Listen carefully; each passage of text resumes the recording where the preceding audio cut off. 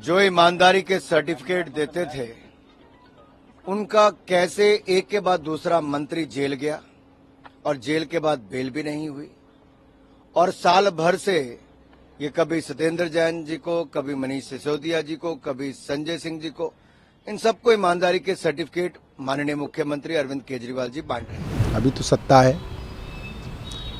है तो वो जो बोलेंगे वो चलेगा।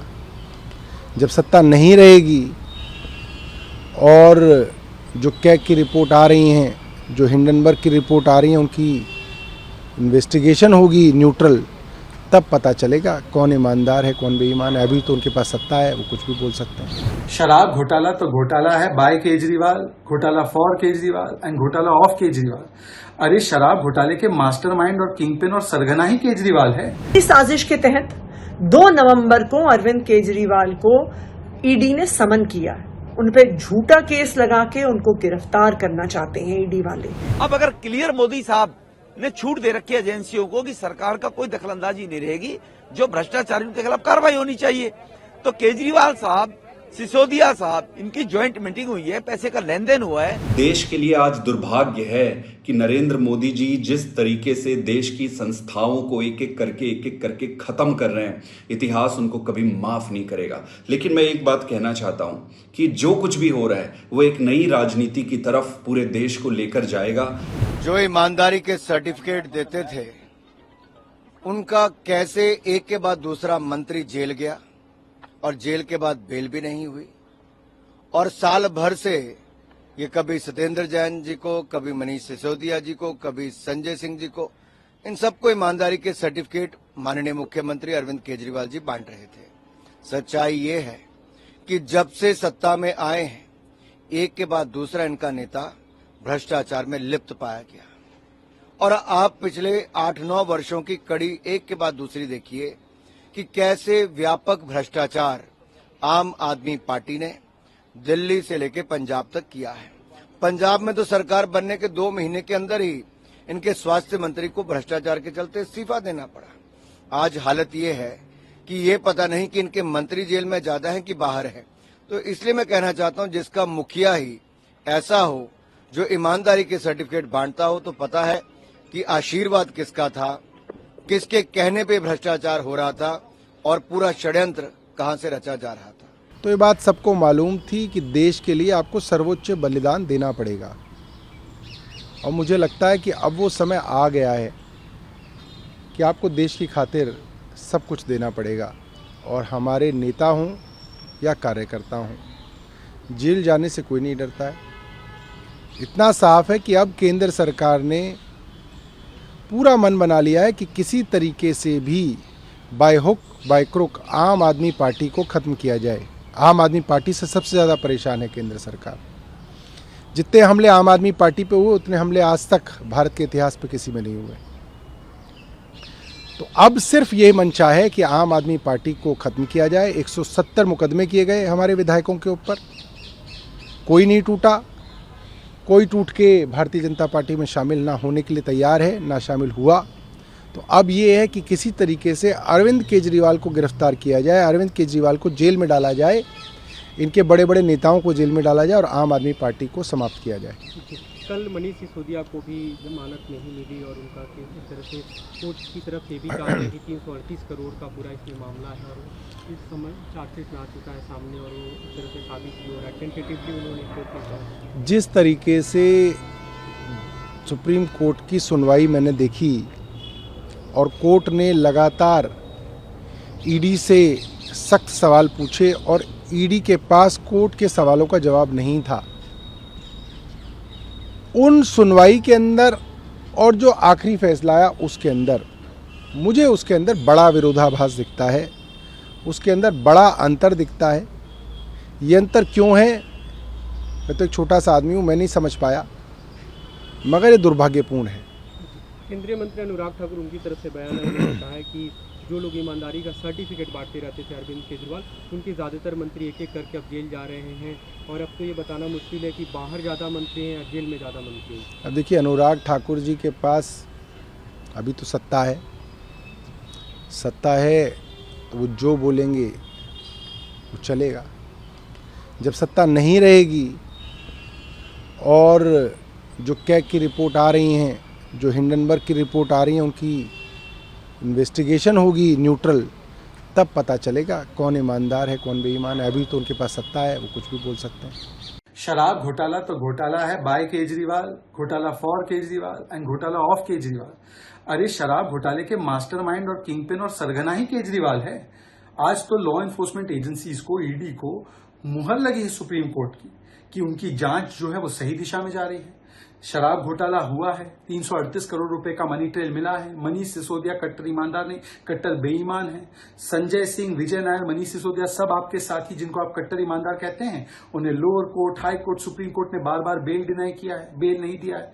तो क्या कोर्ट विंडिक्टिव है? क्या कोर्ट विद्वेष की भावना पर काम कर रहा है, या आप झूठ बोल रहे हैं और आप भ्रष्टाचारियों को बचाने का प्रयास कर रहे हैं? और वो इसलिए कर रहे हैं क्योंकि इस जांच की आंच आपके दरवाजे तक पहुंच रही है। ये तो कोर्ट के सामने बात आ चुकी है एविडेंस के रूप में कि किस प्रकार से दिल्ली सरकार के सर्वोच्च पदों पर बैठे हुए व्यक्तियों के एक्टिव कनाइवेंस और कंस्पिरेसी के साथ ये शराब घोटाला किया गया। क्या आपकी जानकारी के बगैर ये भ्रष्टाचारी पॉलिसी आई? क्या आपकी जानकारी के बगैर 2.5% से 12% कमीशन बढ़ाया गया धवन कमेटी रिपोर्ट के खिलाफ जाकर? क्या आपकी जानकारी के बगैर प्राइवेट सेक्टर को होलसेल दिया गया जिससे कि कार्टेलाइजेशन हुआ धवन कमेटी रिपोर्ट के खिलाफ जाकर? जो सारे निर्णय अवैध तरीके से लिए गए ताकि शराब घोटालेबाजों को बड़ा मुनाफा कमाने का मौका मिले और वो आपको सामने घूस दे सके, क्या ये आपकी जानकारी के बिना हुआ?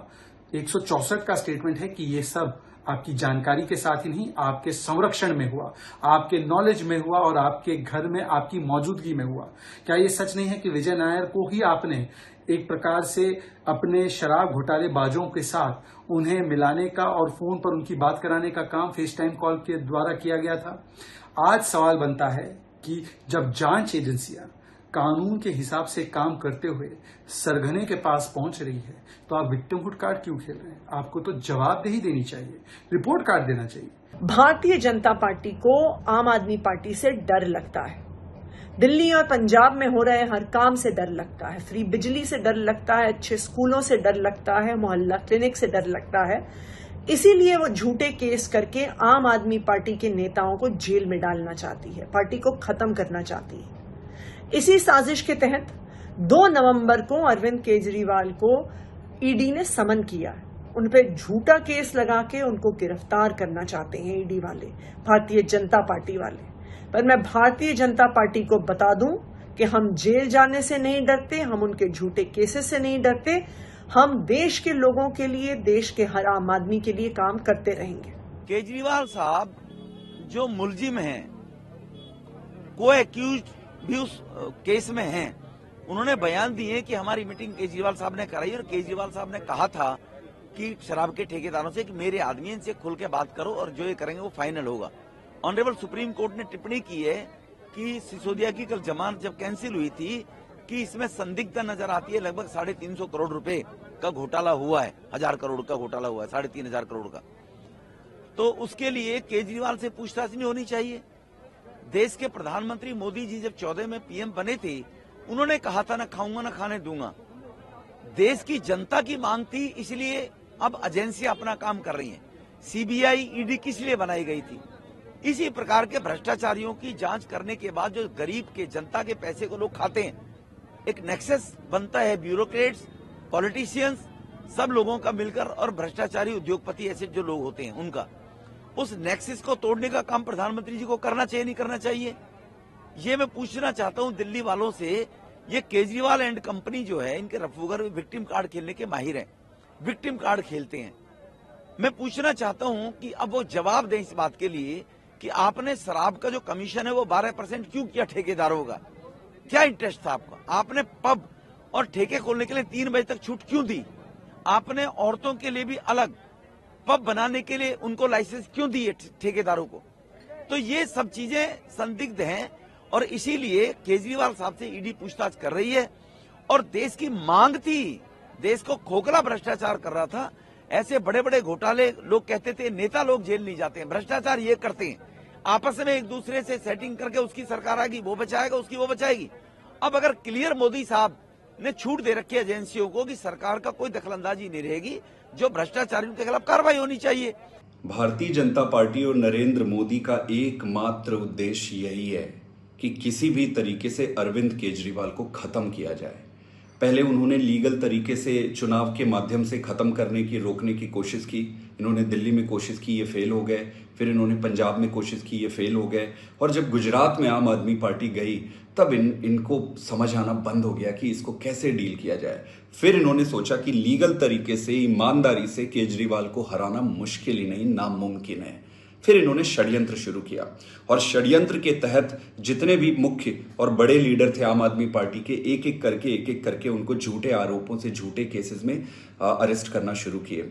अरेस्ट करने के बाद भी इन्होंने देखा कि यार पार्टी तो टूट नहीं रही है, पार्टी तो दिन दूनी रात चौगनी बढ़ रही है।